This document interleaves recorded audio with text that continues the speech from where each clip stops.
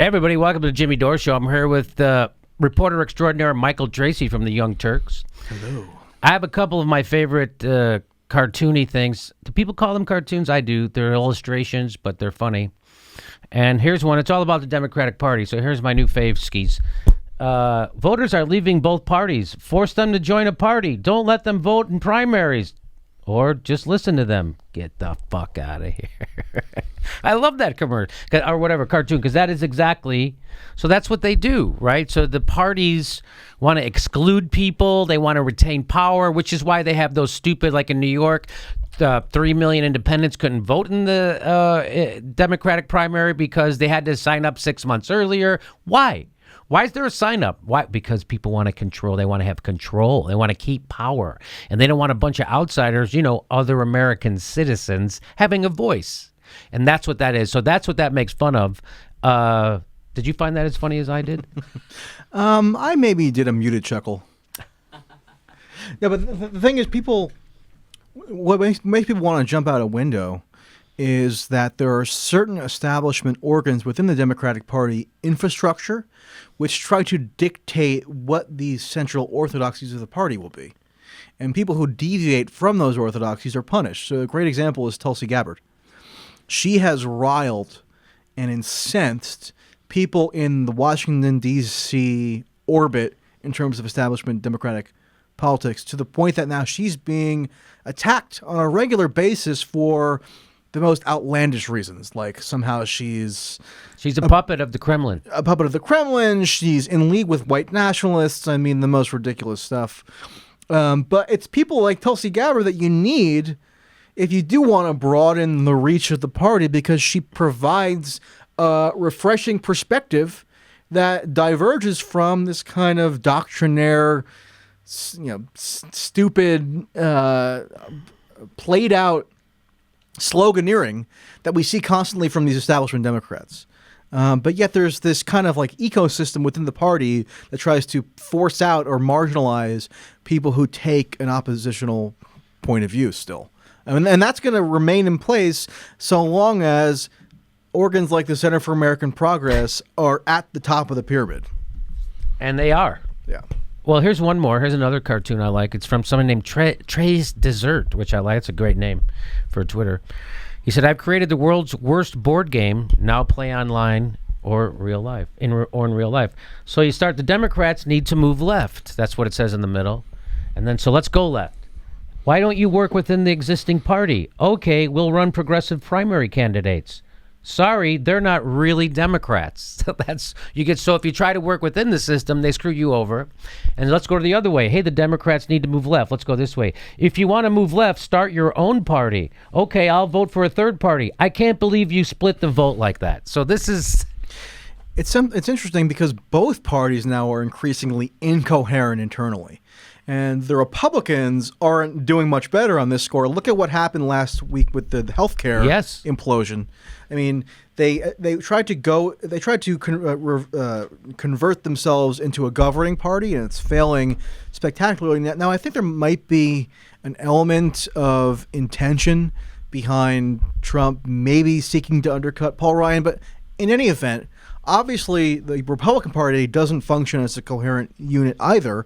And I think maybe there's a broader trend happening where these parties, which were basically cobbled together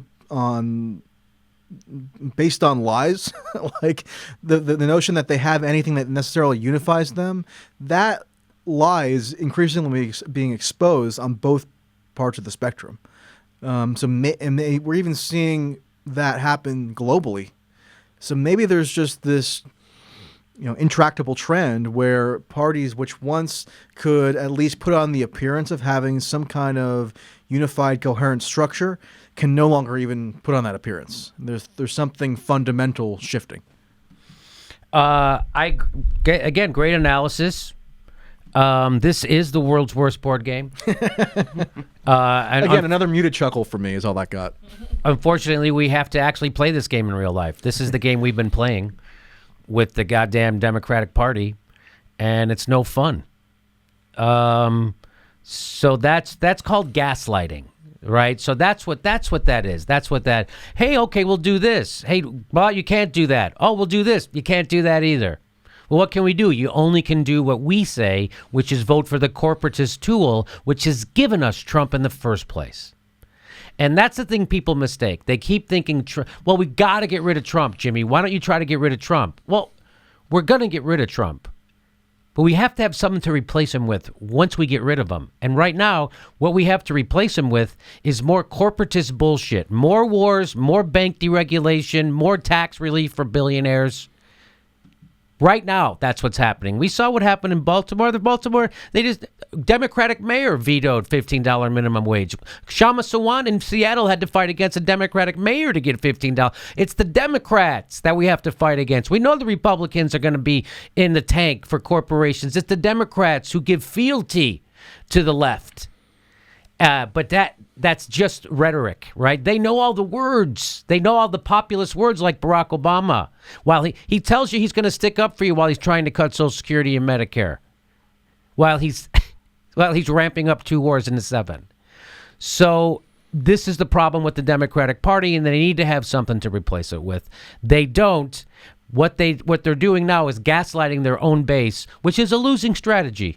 So as much as 2018 should be a bloodbath for the Republicans, I don't see it happening because the Democrats are bent on staying shitty. You think I'm kidding? Go.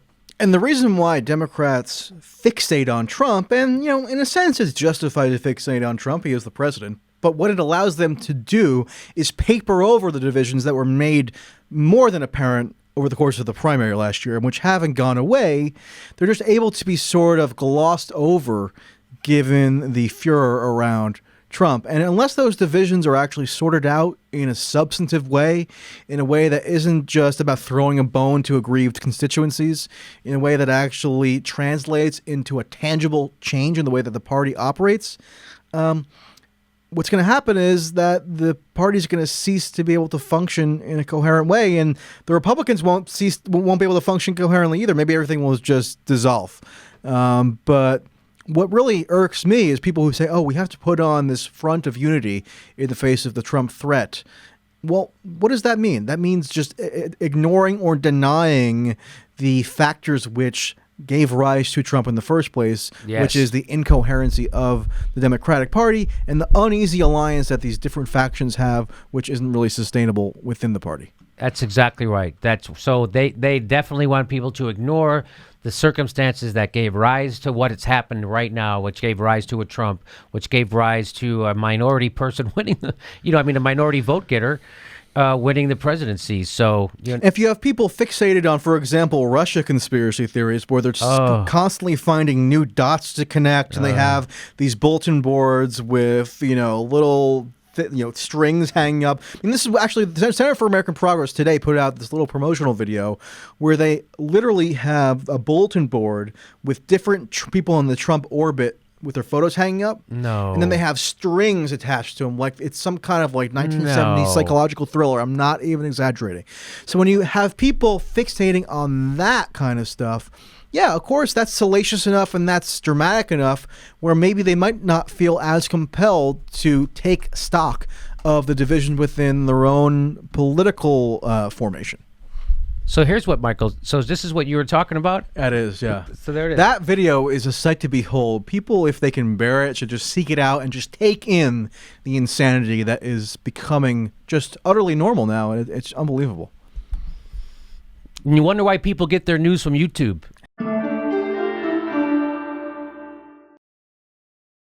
Hey, our next live Jimmy Dore show is April 24th. April 24th, live in Burbank. We do 2 shows a month, live shows. So get your tickets right down there, jimmydorecomedy.com.